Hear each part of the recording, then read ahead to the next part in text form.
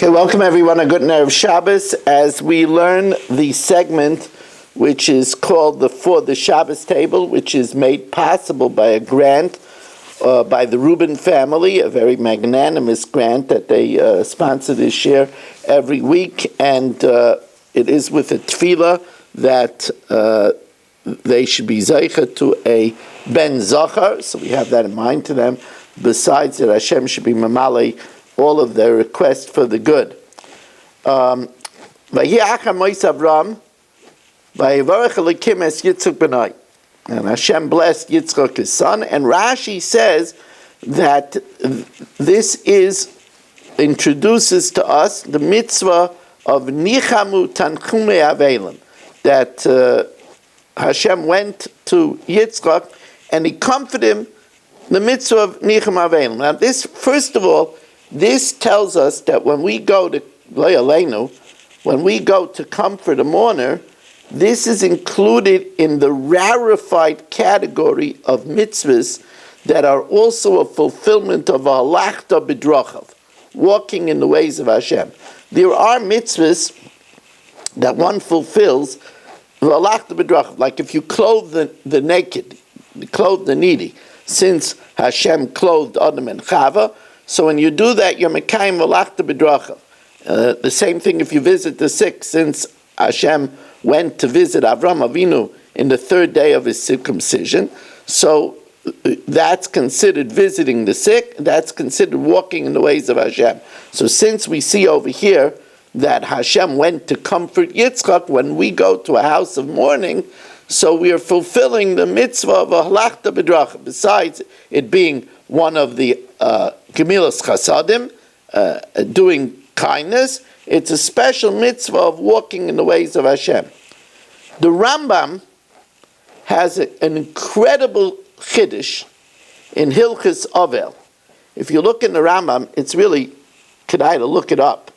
If you look in the Rambam, Hilchis Avel, Perek Yud Daled, Halacha Zayin, the 14th Perek, Halacha 7, he writes, Yirali, it appears to me, shenechamas avelim koidemes l'bikur chayil, that comforting the mourner comes before visiting the sick.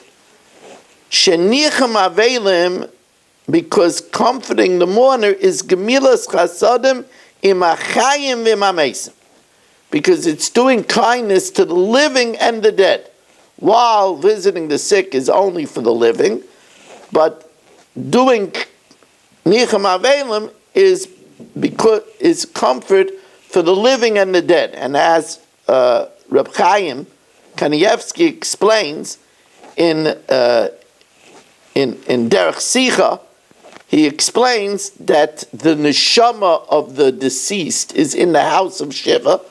So when you go to be Menachem Avel, you're giving comfort to the living and the dead. And that's why, by the way, when we go to Menachem Avel and there's only one Avel, we still say B'loshen Rabim Hamokim Yenachem Eschem. If it's only an individual, we should say Oisai. We say Eschem because we're giving comfort to the deceased as well. So it's always two. So this is the Rambam. It's a fascinating Rambam. The Rambam says that, now you have to know the code in the Rambam. When the Rambam says Yirali, that means he has no source. He's saying it from his own svar. And actually, one of the Pirushim on the page, the Migdal Ois, says it's Beferish, Svarasayu. It's his own svar. Now this Rambam was always a pellet to me, because the Gemara says in the Darim that Rabbi Akiva went to visit a sick person and he saw that he wasn't being taken care of properly. So Rabbi Akiva made the statement that if somebody is not mavaker chayla, it's ki'ilu shafach damin. It's like murder. So it always bothered me, how could the Rambam say that Nicham Avelim is more than Bikur Chaylim? Bikur Chaylim could be a matter of life and death. I mean, Nicham Avelim is a nicety to comfort somebody that's sad, but it's not a matter of life and death. Bikur Chaylim is a matter of life and death. So I was happy this morning that I made it my business to take out the Rambam, and I saw that the Radvaz asks this question. The Radvaz is a Pirish on the right side of the Rambam, and the Radvaz says, he says with great respect, Im lo omro Rabbeinu, if not that the master said this, Hayisi Yomer Ibcha, I would say the opposite, that Bikur Chaylim is more, because Bikur Chaylim saves lives. It could be a matter of life and death. He says it could be Kilu Shayfach Damim. So I always learned Pshat in this Rambam. I didn't know the Radvaz asked this question, but I always learned to answer this question that the Rambam is talking about where there are other visitors. It's a person that has visitors. So the Rambam says if there's already a sick person that has visitors, and you have a question, should you go to be another visitor, or should you go to comfort a mourner? So in raw merit, comforting the mourner is more because it's comfort for the living and the dead. Of course, the Rambam doesn't mean to say that if there's nobody to visit the sick person, of course visiting the sick person comes first. You got to make sure that he has food to eat. You got to make sure that the doctors are on top of their game, you know. But there's another big chiddush over here. Because you have to know that the Gemara touts very heavily visiting the sick. First of all, it says that when you visit the sick, you're supposed to wear a hat. You know why? Because the Shechina is by the bed of a sick person. That's what it says. By Hashem yishkevenu al eres dvoy. Hashem is there by the bed of the sick. That's why it says, Vayokim Yisrael Alamita. It says that Yaakov had the Shechina Kenegdai. The Shechina is there by a sick person. So I would think that if it's a question of going to do Nichem Avelim or visiting the sick, since the Shechina is present by a sick person, I might think that it's, a big thing to go to a sick person because there's the Shechina there. But it doesn't say when you do Nichem Avelim that there's Shechina. And that is something else. The Gemara rewards very greatly visiting the sick. The Gemara asks in Masechtas Nedarim, in the 4th parak, if a person goes, visits a sick, Mas Charai, so the Gemara says, Nitzel Medina Shel Gehenna. He's saved from Gehenna. So then the Gemara asks again, Mas Charai. So the Gemara says, what do you mean Mas Charai? You already said, Nitzel Medina Shel Gehenna. So the Gemara says, what's the schar in this world? So the Gemara says, in this world, he's saved from suffering. And it says that you'll have good friends. And it says, Hakol miskabdin boy. Everybody will want to be in your presence. They'll be honored to be in your presence. There's a lot of reward for Bikur Chaylim. It doesn't say anything about Nitzel Medina Shel Gehenna by going to comfort a mourner. It doesn't say anything about Nitzel Miyasurim, saved from suffering. And it doesn't say you're in the presence of the Shechina. So it's a very big chiddush that the Rambam says that even so, if you have a choice of going to one or the other, you should go to Nichem Avelim because it's comfort for the living and for the dead. And by the way, it's a real mitzvah iveris, because the dead is only presence during the Shiva. Then I had another thought. And this, I don't write this often, but I wrote in my notebook, Tzarachian, I don't know. But I'm wondering if the Rambam is viewing a mourner as someone who needs refuas hanefesh. He lost a relative. He's in deep mourning. He doesn't have mental equilibrium. He might be in shock even. And then that would be also Bikur Chaylim. It wouldn't be not in the category. It might be the Shechina is there. it might be that you would get the rewards of Bikur Chaylim, because it's a refuas hanefesh. When we make a mishaberach, we always say refuas hanefesh and refuas haguf. We say refuas hanefesh first, which is a very big lesson in proper Bikur Chaylim. You have to know that a person can only heal if they have a refuas hanefesh. If they're all troubled and nervous about their sickness, it's very hard to heal. Now, on this subject, before we leave Nichum Avelim, connected to what we said, that the Rambam says that Nichum Avelim is for the living and the dead, Rav Elyashiv has an interesting psak. Rav Elyashiv says, therefore, it is not preferable to be Menachem Avel on the telephone. Because he said when you're Menachem Avel on the telephone, you might succeed in doing Nichum Avelim to the living. But you don't get Nichum Avelim to the dead. You only get that when you go to the house of Shiva, where the presence of the mace is there.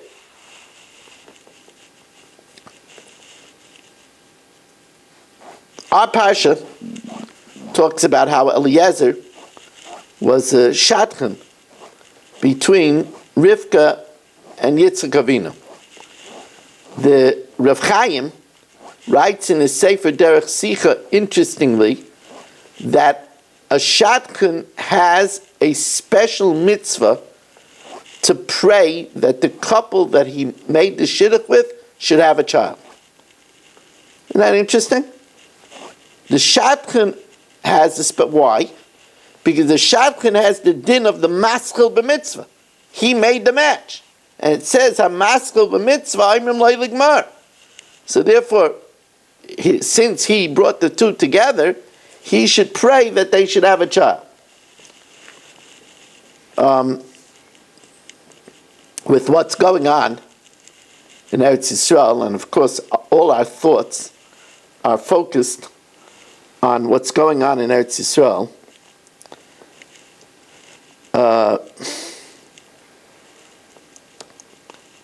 the last Balaturim in this week's parsha, it says about Yishmael that al pnei kol echav nafal, that he lived amongst all of his brothers.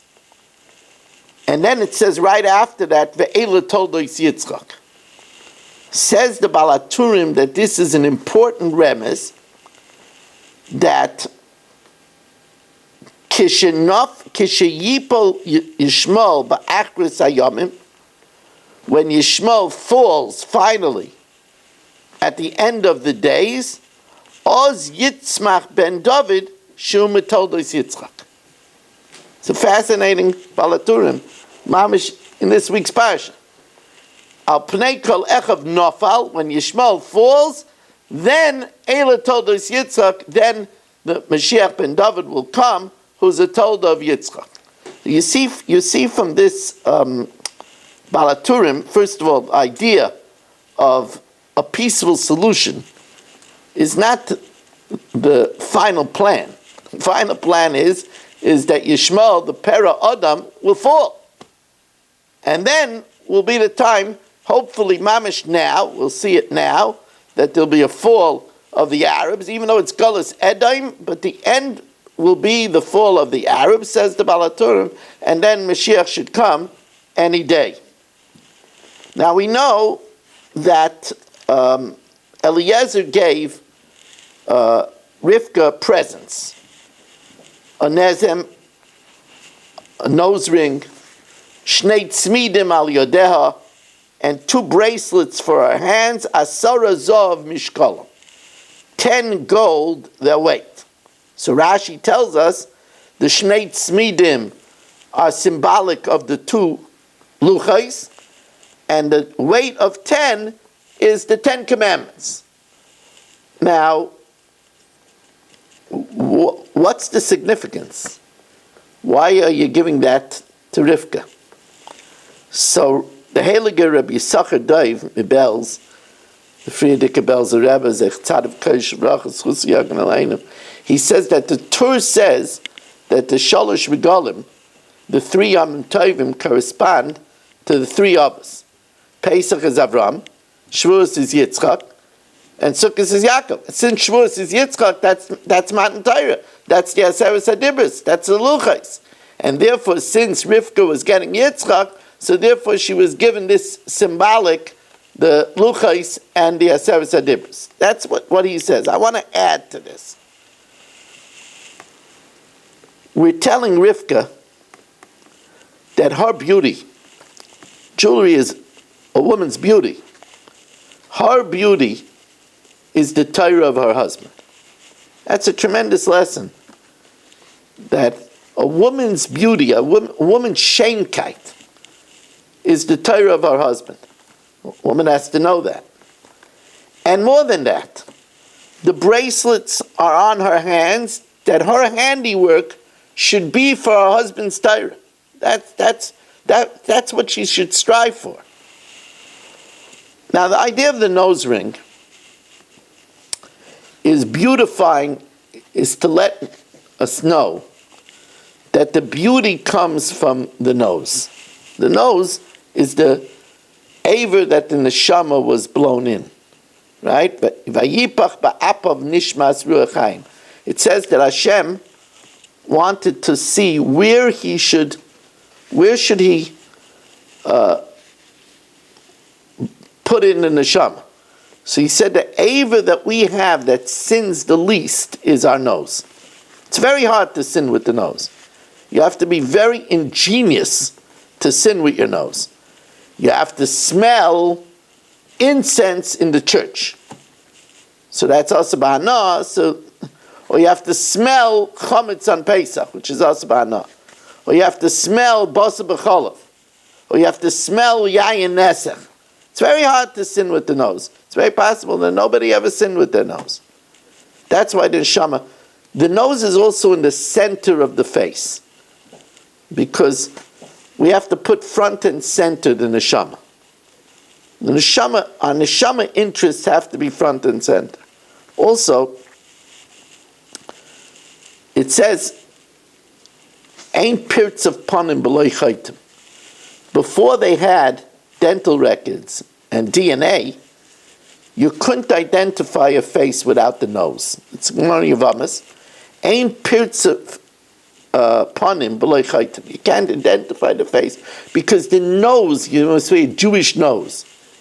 It's the spiritual that's the character, and the spiritual. When you walk into a room, it says that when the Kohen Gadol was a tzedaki, and he did the avodah wrong, so the next day they found him dead with maggots crawling out of his nose. Why his nose? Because the nose was the first thing that entered illegally into the Kodesh Kodashim. I mean, the first major organ. Maybe his foot went in first, but the first major organ was his nose. The lesson is that when we stride, when we do something, the soul needs should be front and center. And by the way, that's why a person is called an ish, because there's Aleph. Aleph is the Eibishter, the one and only. Aleph means the chief. Aleph is a diagonal vav and two yuds, which is 26, which is yud k vav k. Ish is Aleph and yesh. There's the spiritual and the substance. The spiritual has to come first. Adam is Aleph and Dam. The spiritual has to come first. The nose, which is the neshama. Neshama interests have to come first. That has to come front and center. And by the way, that's why the face is called a panim. You know, we say, such a zisa panim. Such a sheina panim. Why is it called a panim? Because panim is pnim. It's the inside. The ikir of a person is the pnimius. It's not the exterior. Al tistakel bekankan el b'masha yeshba. I'm getting carried away because I want to share with you. It says, this is where we say the shidduch is from Shemayim. It's als bashert. Me'ashem yotza hadavar. That's what we say in the parasha. Me'ashem yotza hadavar. So it's interesting. The Eitzes Pnimi HaTorah brings down a Maisa that Don Isaac Abarbanel, who was the the Yoyitz of the king of Portugal, he had an incident that the king asked him if Ferdinand should marry Isabella. And that way they would unite the throne with Spain. Ferdinand, his brother, should marry Isabella. Now, the Abarbanel was caught in a bind. He had a dilemma. Strategically, it's a very good move. Strategically, it would unite the countries, and it would be very good. The problem is, however, that the Abarbanel knew that Spain was very, very bad for the Jews. As it turned out, they introduced the Inquisition. So, therefore, he told the king, in Shidduchim, it's a heavenly thing, and we leave it up to heaven. We can't influence Shidduchim. So the king got upset, and he says, what, you think we can't influence? So to disprove the Abarbanel always got the best of him. So to disprove the Abarbanel, he did a very silly thing. He disguised himself, he went into the market, and he found a very pretty plain girl. And he gave her a letter that was written to his brother Ferdinand, that the bearer of this letter, by decree of the king, you should marry. And he gave her the letter to bring to Ferdinand. She didn't know what was in the letter. So she was about to go, and there was a problem in the market that somebody was trying to steal her spot, where she had her stall. So she saw an old cleaning lady, and she gave her the letter and told her to bring it to Ferdinand. So this old, haggard cleaning lady came with the letter, and it says you should marry the bearer of the letter. Ferdinand thought it was some kind of a joke, and sent a message to the palace, and the palace said, no, you should marry her. Listen, you got to listen to the king. He married this old cleaning lady. And then the king heard what happened. The king liked Ferdinand, and he was appalled. So he sent for the Abarbanel. He says, you're right. Shidduchim are only from heaven. But what do I do now? We don't divorce in our land. So the Abarbanel gave him an eitzah that he should make it into a mekach tois, that it was a whole mistake. The letter was from the wrong person, and they were able to annul the marriage. But that's the idea that the Abarbanel proved that me'Hashem yotza hadavar. Now it's interesting, because there was a very similar meiser that happened with the Chassam Sofer. A very rich man came to the Chassam Sofer and asked the Chassam Sofer that he wants his best bacher in the yeshiva. He wants for his daughter an erliche Talmid Chacham. So the Chassam Sofer said, let me give a bechina to the bacher at the end of the year, and then I'll select the one who has midas taivus and is a good bacher. So he selected somebody, gave him a letter, a shining letter, and the bearer of this letter you should take for your daughter. The bacher was a big masmid. And he said, look, there's somebody else in the shir who lives closer to this person. So he gave him the letter to deliver. He delivered the letter. It says the bearer of the letter. So the man made the shidduch with the second person. And that's Hashem Yatza Hadavar. Shidduchim are decided from Hashem. The famous Maisa, which the Avas Chaim and many others bring down from the Rishash. We know, those that learn Gemara know, in the back of every Masechta is the Rishash. If you have a kasha and a Rashi, a diak and a Rashi, something with the logic of the Gemara, one of the first things you do is you say, well, let's check the Rishash. So what happened with the Rishash is he was the head of a Gemilas Chasadim. He was the head of a loan organization. And the shoemaker had took a loan, a rather large loan, and he came to the Rishash to pay it. He says, finally, I put together the money, I want to pay it before it becomes due. The Rishash says, he was in the middle of learning, he says, look, I don't have the promissory note. So he says, look, I trust the Rishash that you'll rip up the promissory note. So the Rishash took the money from him, put it in the Gemara, the Sefer, and went back to learning, put the Sefer back in the Svarim Shank, and forgot all about it. A few weeks later, he looked through the promissory notes, and he sees the note from the shoemaker. It was due. So he summons him, you have to pay the loan. So he says, what do you mean? I paid it. He says, you couldn't have paid it. If you paid it, I would have ripped up the document. He said, well, remember, I gave you the money. You were learning. And the Rishash didn't remember because he was orangutan in his learning. So he said, look, it's going to have to go to a din Torah.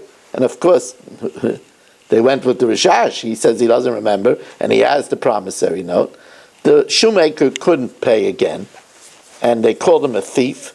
He had a son that was of marriageable age. The son couldn't get a shidduch.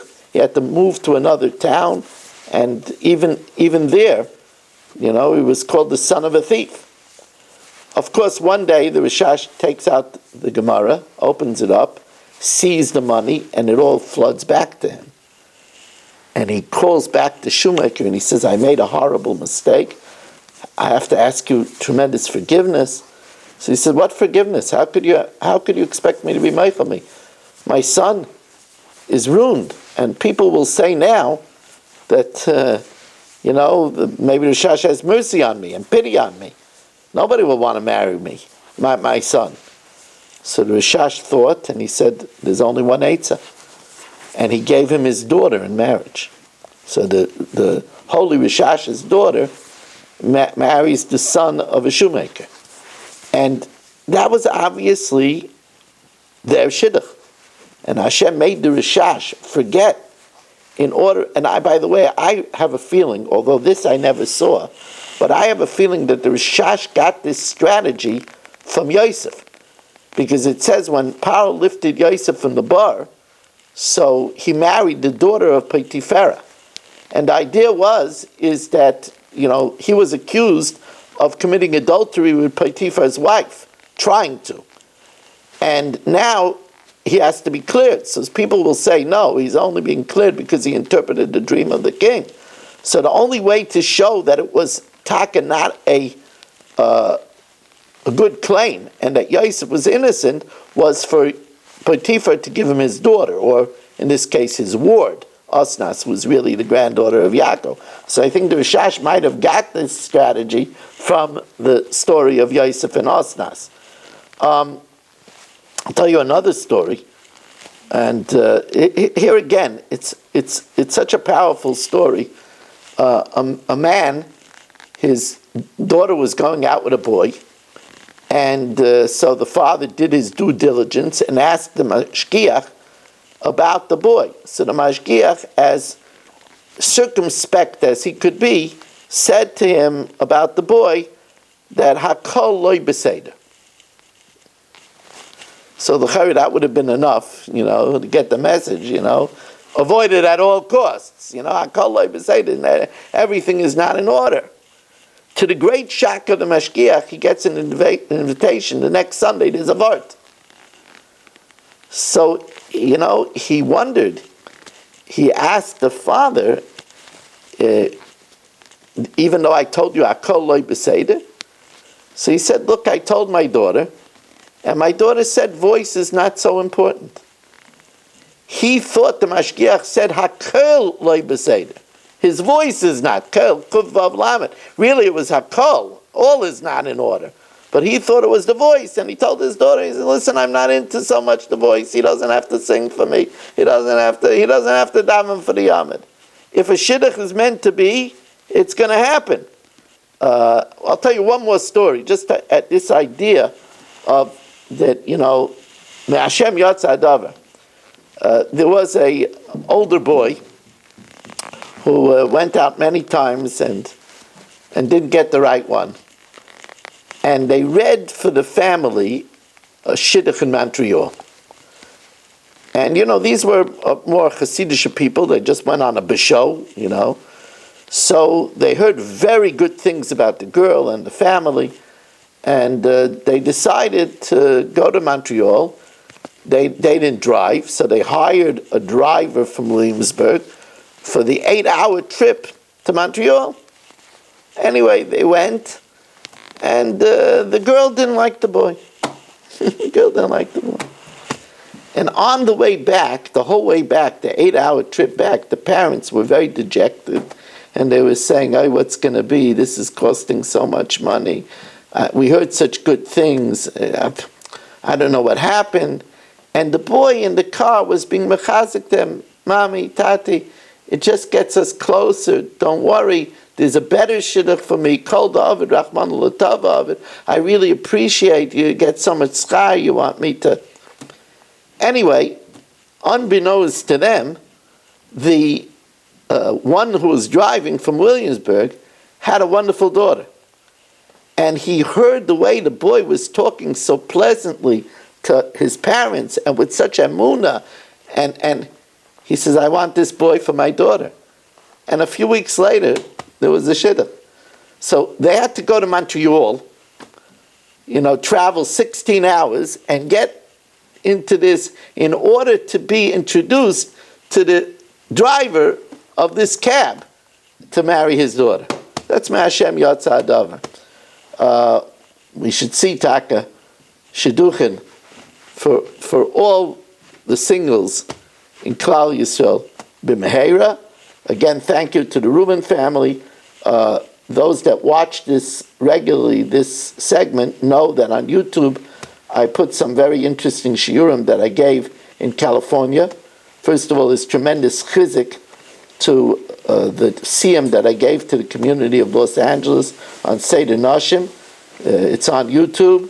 Also, a shir that I gave to the Beis Yaakov about kibbut of aim and easygoing, and a very, very popular shir, already over 1,600 people viewed it, about how to respond to the war of 5784, which I gave to the Yeshiva Gedolah of Los Angeles. Check it out on YouTube. Make sure to subscribe. If you want to sponsor the main share on Toldos, 718-916-3100, rmmwsi@aol.com. And we will have Daf Yomi Matzah Shabbos at 8 o'clock. Have a good Shabbos.